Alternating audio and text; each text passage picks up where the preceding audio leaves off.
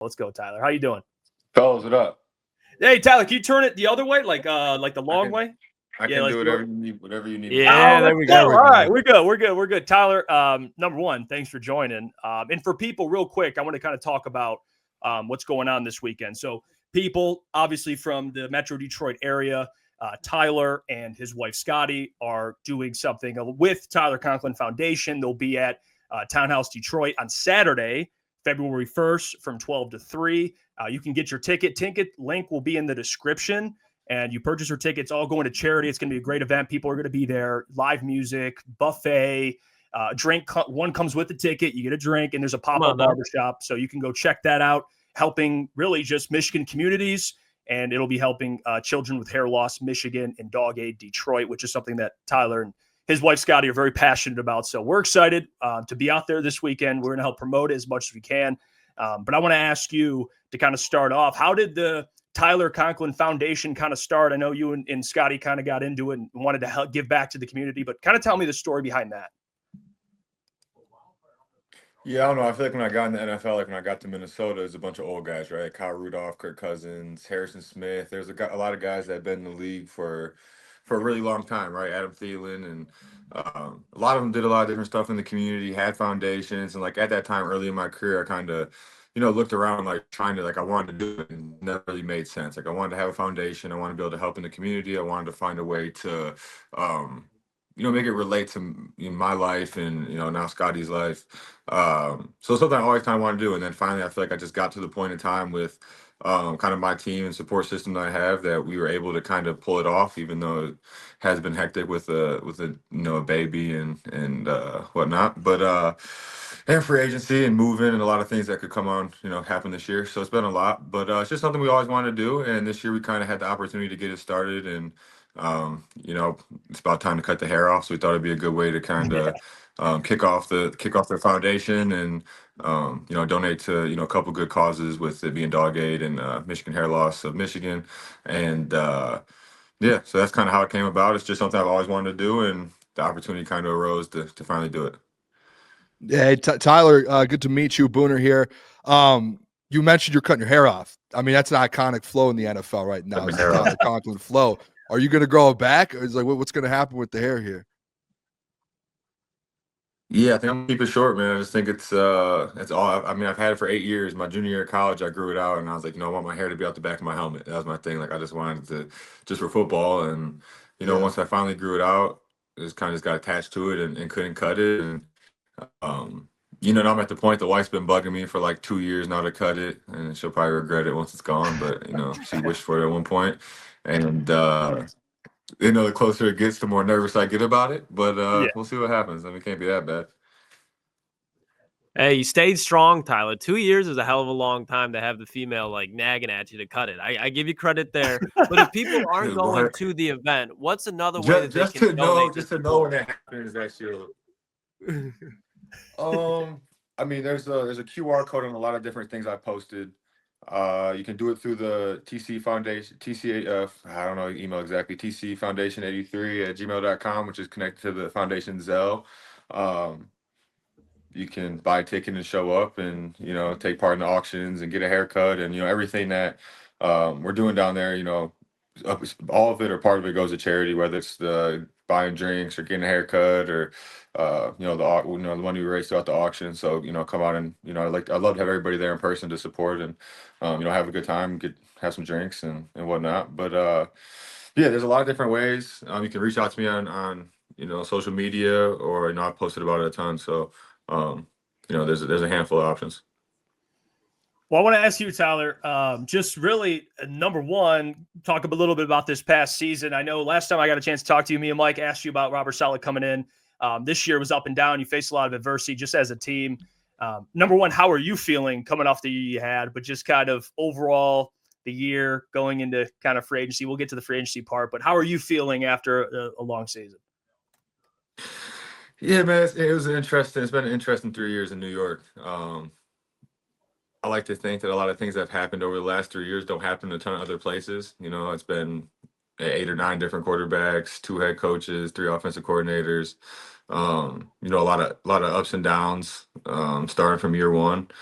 And then Aaron comes in year 2, and obviously, he gets hurt, and that doesn't go how we all planned it, and then we go into year 3 with him healthy and high hopes, and Devontae coming out and all those different things, and it still doesn't go the way we want it to go, or the way that anybody expected it to go. So it's been interesting. You never could have expected it to play out the way it did. Um, but it did, and there's good moments, but obviously when you don't win football games, it's not as enjoyable. So from a team standpoint, I'd say it's been a roller coaster. Yeah, Tyler, if you too, I know you are a free agent coming up, but like with the Aaron and Glenn hiring there in New York, are you familiar with AG and kind of everything that comes with him from Detroit? And if so, what are your thoughts on him coming in to be a head coach there for the Jets? Yeah, I mean, I don't know a ton about AG. I mean, I've heard nothing but good things from players I know in Detroit. When this whole thing started, and they were going through interviews and stuff, and just I watched a couple of his interviews, some of the Hard Knock stuff, just a lot of stuff that resurfaced as he kind of went through the head coaching cycle. And I was actually talking to Scotty's dad, and that's why I figured we would, or I thought we would hire, and it worked out. And I'm happy about it. Just listening to the way he talks, the way he carries himself, the fact that he obviously played in the league at a high level for a long time, and I think that also helps. I think it's an exciting hire, and I think it makes it even better that you have somebody that wore that jersey and wants to bring glory back to New York. And if you go to New York and you win, you become immortalized, really. So Yeah. I'm excited for him.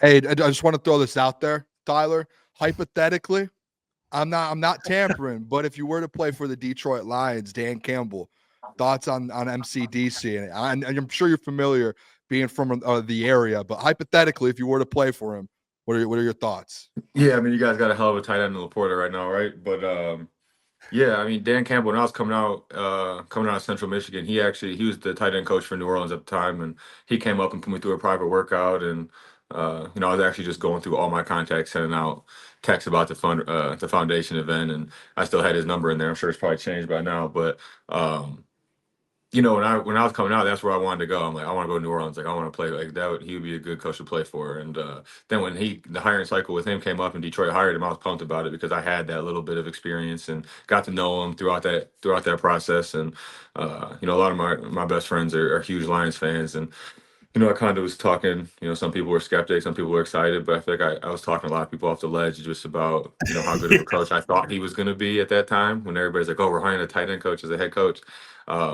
My little bit of experience with him coming out, throughout that process was amazing. So if at some point in my career I got to play for him, it'd be pretty cool.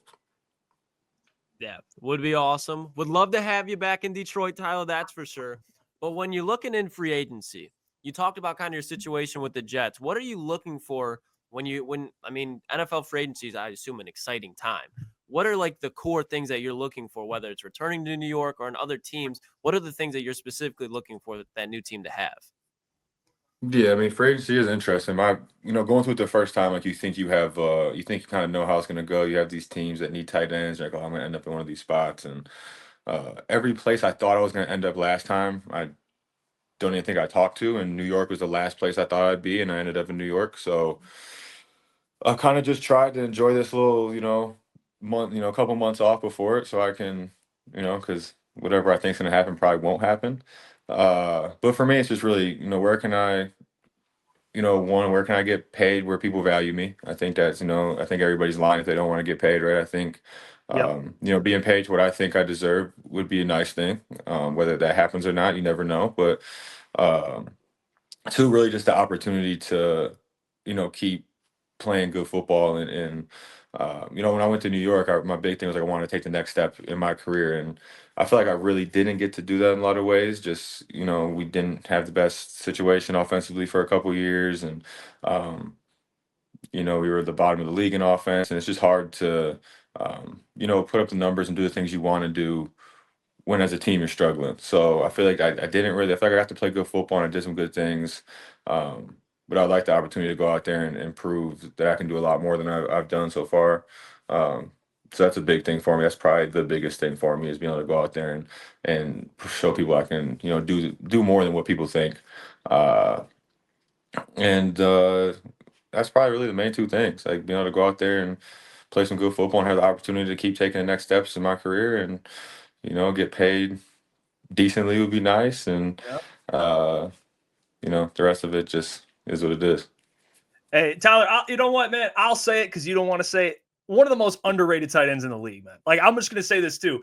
He's helped me a lot in fantasy. I will say one of the this man, consistent, what he's done in New York, puts up the numbers. And you've played as a playmaker yourself. You play with playmakers, man. Like and that's the thing now with New York. You play with Garrett Wilson. You got Devontae Adams.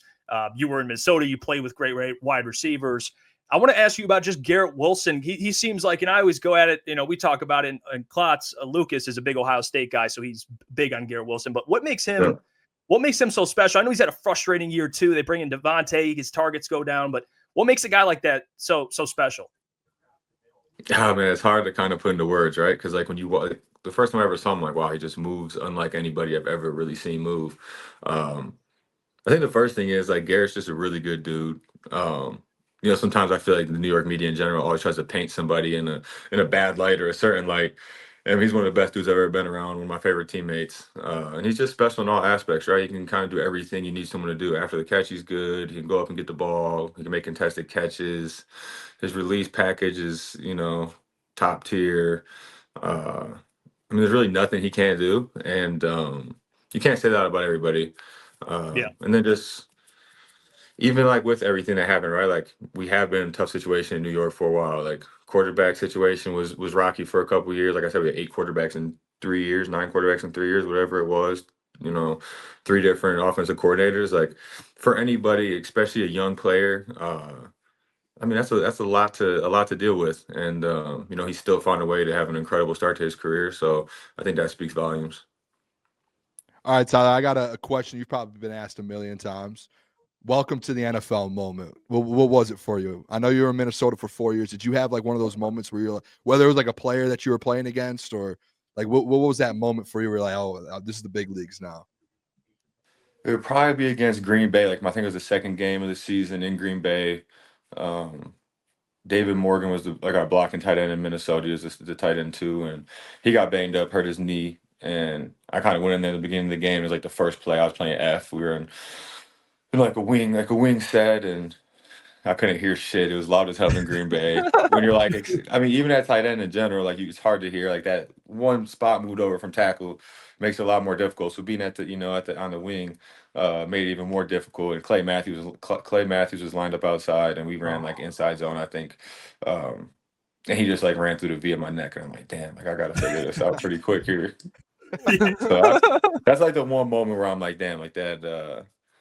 I weirdly always remember that moment of like, crap, I have to figure it out if I want to stick around. Yeah. Yeah, I could not imagine being in a situation where like, hey, go block Clay Matthews. I'd probably shit myself, Tyler. But yeah, kind of carrying on that conversation. So late off the ball. I was so late off the ball, and I'm just like looking around like I got it. Yeah. I probably look like an idiot, but hey, would have done better than us for sure. Kind of like carrying on that conversation. It's my job. I hope so. Out of all the people that you've played against, do you think the craziest dude in the NFL? Because you're tight end, you're going up against linebackers, safeties, nickelbacks, defensive ends, defensive tackles. Who do you think is just like the biggest maniac on the defensive side of all you played like against? Maniac, like personality maniac, or like maniac as in just like player, like freak player, really good player? I'll let you answer that one. I'll let you answer that one. I don't know. The one game I always weirdly remember was we played the Cowboys on Sunday Night Football when I was in Minnesota, and Randy Gregory was there. And that was the year he played really well. And I remember leaving that game like, damn, like I wouldn't be mad if we didn't play Randy Gregory again for a really long time. He just never took a play off, like run game, field goal, anything. Like I remember being on field goal and he was just trying to take my head off, and I'm like, dude, like it's field goal, give me a break. That was just one game where I'm like, man, this guy's fast, he's strong, he wants to hit right now, he wants to play, like he was playing physical. I just remember leaving that game like, damn, like that's a guy right there. And I know they haven't really, they didn't go where people thought they were going to go when he signed his big deal and stuff, but that game was one that kind of stuck with me. Yeah, but before we get you out of here, Tyler, you mentioned it. And I want to get your thoughts, man. Just kind of pick your brain. Sam Leapor, like the Lions got it. And I want to just this is the perspective that we'll never understand. Like, how hard is it as a tight end, like a young tight end, to just walk into the league and be productive? Like, especially with how much responsibility you have playing tight end. What do you make of kind of a young player like Sam Leapor, kind of what he's done in Detroit? Yeah, I mean, it's hard, right? People don't like a lot of times you don't see tight ends really take that jump until year, 3 a lot of times. Just the responsibility from a pass pro, run game, route tree. A lot of times, like no matter if you're playing it out as a rookie, you're still playing some special teams a lot of times. There's just a lot of stuff you gotta handle. I do think I mean he's obviously a hell of a player. And a lot of it, a lot of times it's situation, right? Like he's a smart guy. I've heard a lot of good things about him. Jeremy Ruckert trained with him coming out. I think they came out in the same class or whatever, Yep. and he thought he was an awesome guy. But when you have like a support system, Ben Johnson was obviously awesome for Detroit, and getting the tight end involved in the run game, him being good in the run game also obviously helped him in the pass game and the way the Lions run the ball. So I think the fact that he's just an all-around tight end, which I really respect because you don't see a lot of those anymore, and the fact that he plays in the run game, plays in pass pro, and plays in the pass game, you don't see it often. So to see him do that at a high level, and then the fact that it pays off and really helps him become an explosive player because the offense is the way the offense is, and he can do everything on the offense. I mean, it is really impressive, especially to be that young. Yeah, no doubt. And I want to say again, before we get you out of here, man, appreciate your time. Again, we'll be out there Saturday for all the people tuning in now live and tuning in after. Link will be in the description. Get your tickets. If you can't make it, like Tyler said, now I have the email right here for you guys. It's tcfoundation83@gmail.com. You can donate directly. Go to our social media, find ways you can help out. There'll be an auction for items. You can hang out, you can get a haircut. You don't even need a ticket to get the haircut at the Pop-Up Barbershop. So yeah, they'll take care of you over there. I'll see you this weekend, Tyler. We're excited for it. Thanks for all you do, man, and thanks for the time today. Yeah, thank you, guys. I appreciate it. There you go. T-Con. Appreciate it, Tyler. Chesterfield legend. Appreciate I'm you, going to man. keep saying it. Chesterfield legend, dude. Appreciate his time as always. Man. Hey, what's going on there? It's Jeff Iafrate. Appreciate you for finishing the video. You can check out one of the videos here suggested or show support by commenting, liking, and subscribing. And buy your merchandise, officialctsports.com.